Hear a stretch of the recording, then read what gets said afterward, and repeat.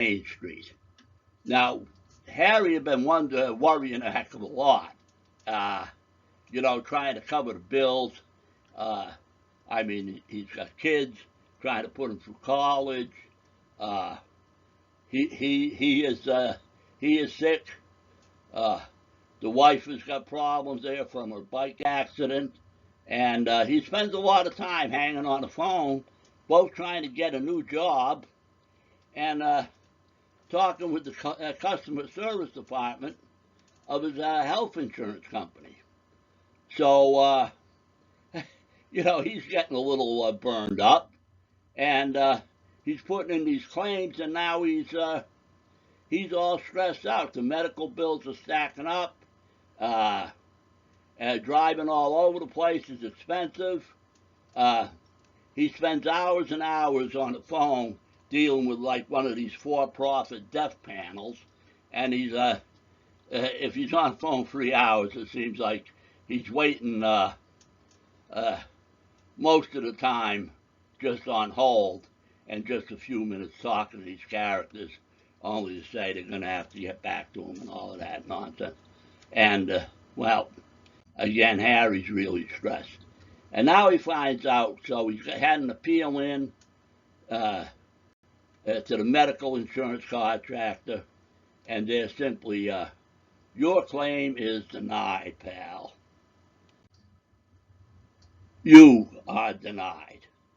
It was the for-profit insurance companies that really had the so-called, this is the expression that I want to use, death panels. They were the ones that were famous for turning down health insurance claims. You think you have health insurance at work because you're putting the money out, but then of course, once you put in a claim, you could find out that now, they're not going to be making any money, and they don't want anything to do with you. That plenty of people have. Once they put in a claim, bang, you're out the door, and now you're going to fall into this thing where, again, you got to make it on your own. No job, you've lost your medical insurance, and you're trying to get some money out of one of these. You've got an appeal in, and of course, it seems they really don't give a hoot. It's like, don't waste your time. Your claim is denied, and that's happened time after time after time. And we supposedly have a law, ERISA, the Employment Retirement Income Security Act. But very often it can be either a federal law or a state law, preempts or inhibits your coverage. So, when the Affordable Care Act was passed, we all heard a big debate about, whether or not it was any good and what your state's going to do. Well, one thing that the Affordable Care Act called for was protection for whistleblowers who told, let's just say, a truth that was uncomfortable for the investors or the for-profit insurance companies, health insurance companies, that they didn't want to hear. So that was part of the debate for sure. And at any rate, again, the for-profit health insurance companies, they just don't make money when they got to start paying out. Now, in fact, as the company you work for goes to renew an agreement or a contract with some kind of medical insurance contractor, they often look and they want to see if you got a lot of people that are older, medical problems, etc., who have put in claims. And if you've got a lot of people that have put in medical claims, then the price goes up. If nobody's putting in any medical claims, then, then maybe they get a good deal. So, and by the way, since 1970, up until even the present, which I think it's 2024, these for-profit insurance companies have been making plenty of money right there. That's a recession-proof business. And, the continuation of health coverage is provided by a federal law, but what it says is even if you lost your job, if you can keep making the payments, you can keep whatever medical insurance you thought you had, and that kicks in if in some cases if you were fired, if they reduce your hours of work, if you're changing from one job to another, or there's been some kind of family events, etc. But they can charge you as much as 102% while you're, let's say, between jobs or without your old job. So, at any rate, right there, the next thing you know, Harry and Louise, their oldest daughter, is finally graduating from the top of her class, but she's got a great blessing.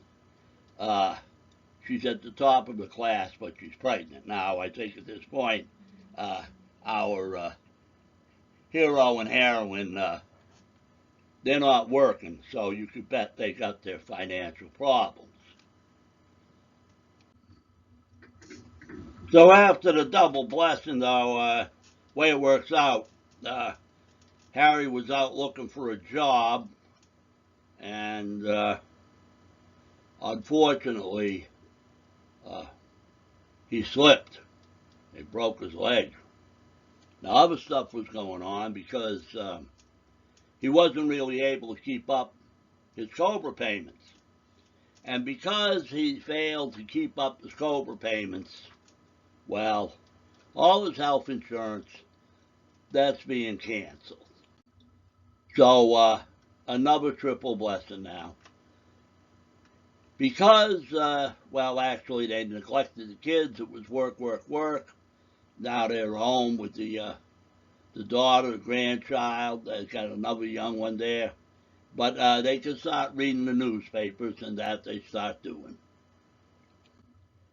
Now, the daughter says, yes, Daddy, this is a true blessing, a perfect time to have a baby. Even though I graduated at the top of my class as a business major, the news says even the best college grads are having a hard time getting a good job. Meanwhile, the little babies saying, I don't want to live with a man, because they're worried about losing their home. And they rate the daughter, said, Daddy, Daddy, it says here on the computer that in 93 and 94, Hillary tried to get real health insurance reform, but the health insurance cartel fought it tooth and nail. And by the way, the name of that group is AHIP, America's Health Insurance Plans. They make a profit basically selling you medical insurance contracts. They work all kinds of deals. Good luck. If you find that stuff being a little complicated, if ever you've been screwed by your health insurance company, well, you know what I'm talking about. So, at any rate, though, good old Dad says, he says, because he's really sticking with it, he watches his John Wayne movies, says, we Americans have learned to have faith in employer-provided health insurance. Given enough time, the free market would right itself. Besides, we had good insurance, even though we didn't need it up until, and so it was just screw everybody else. And besides, we are not communists. That would be socialism. So, there's an interesting thought there. And then Mom kicks in and says, well, dear, just like Condi and Little Dickie were terrified of what might happen, we were terrified too. And worst of all, what if we had to pay health insurance for the unemployed and other losers? See, so she's worried that somebody might get something that she's paying for. And the kid says, well, Mom, when we go to church, we're told we're our brother's keepers, that we should study, work hard, be kind, be responsible, be good citizens. And for that matter, wasn't that one of the first lessons of the Bible? After Cain killed Abel, didn't the Lord ask him, where's your brother Abel? And Cain, being a real comedian, troublemaker, he said, well, what am I? Am I my brother's keeper? Well, that debate seems to have been going on for a long. And we're going back here to the old line went like this. Now, the hero of a story said when the kids started asking, can we do better? Here's what our boy comes up with. But you don't understand. Healthcare in the United States is it's a commodity. And only in un-American countries, they would tell us, that they consider an efficient healthcare system for all to be a national economic necessity. And, by the way, all the time and energy that we put into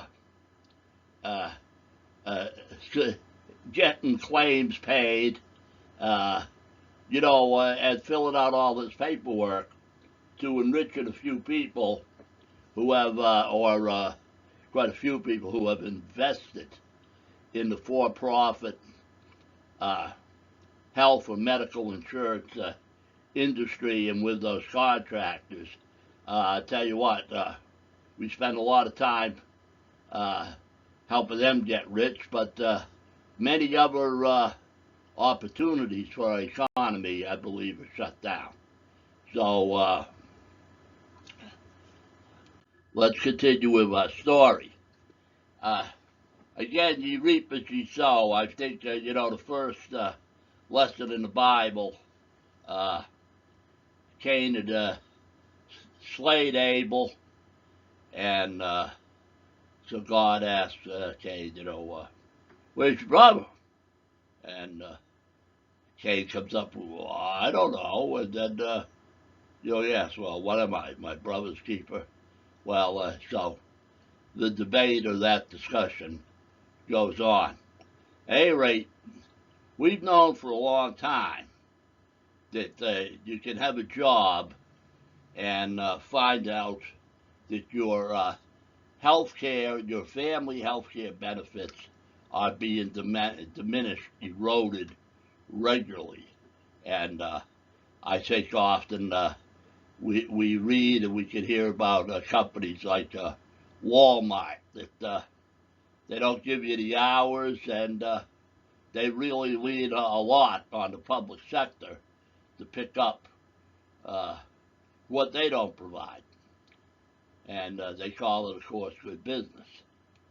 And now, at any rate, besides the older daughter's pregnant, the 14-year-old brat daughter, she comes in, and she says, the job-based health benefits are totally doomed. It's very old news. You can check it out with the U.S. Department of Education and U.S. Department of Labor. Those reports are available online. So I think if we're spouting opinions on it, we may want to find out. We should do some research.